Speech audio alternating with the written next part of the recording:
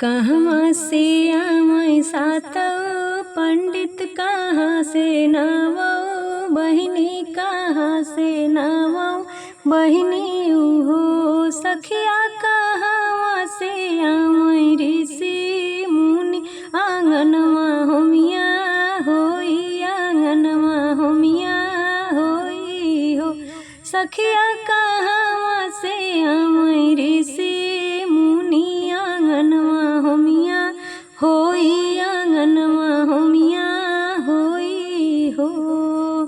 काशी से आमै सातौ पंडित त स्वर्ग से नौ बहिनी स्वर्ग से नवौ बहिनी उहो सखिया पर्वत से आमै ऋषि मुनि आंगन होमिया होई आंगन होमिया होई हो।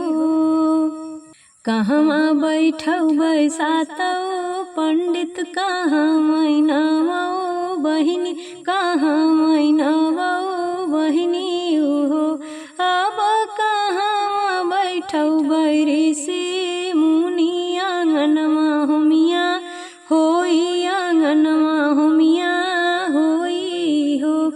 अब कहाँ बैठौ ऋषि मुनि आंगनमा होमिया होई आंगना होमिया होई हो।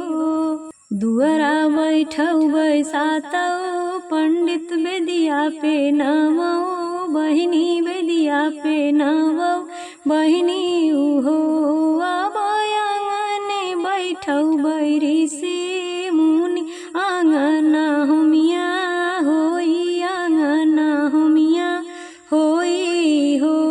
अब आंगने बैठौ ऋषि मुनि आंगना होमिया होई आंगना होमिया होई हो।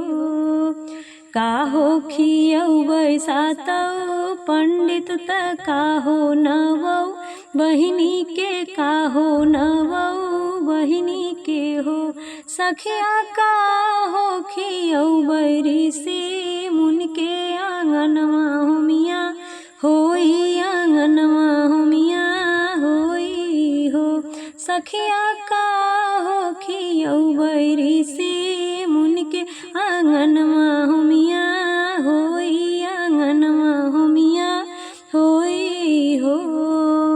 पूड़ी सोहारी सातौ पंडित के हलुआ मिश्री नवौ बहिनी हलुआ मिश्री नवौ बहिनी हो सखिया फल में वखियौ ऋषि मुनि के आंगनमा होमिया होई आंगनमा होमिया होई हो। सखिया फल में वखियौ ऋषि मुनि के आंगनमा होमिया होई आंगनमा होमिया होई हो।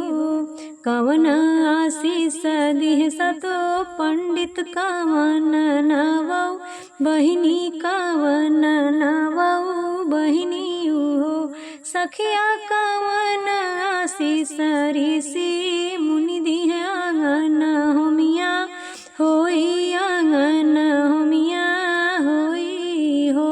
सखिया कवन आशीष दिह ऋषि मुनि आंगन होमिया होई आंगन होमिया होई हो।